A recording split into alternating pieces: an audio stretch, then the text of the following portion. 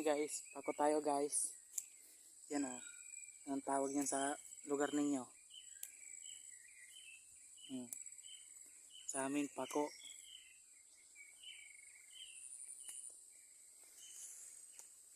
Nangunguha kami ng pako.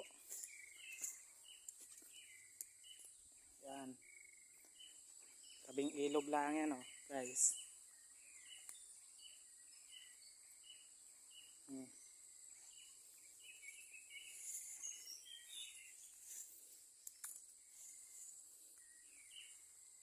Walang pambiling ulam kaya magpako muna tayo dito sa tabing ilog.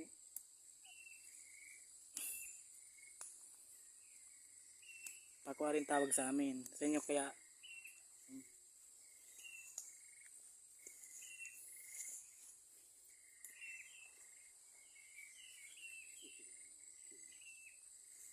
yaman lang dalag dito eh.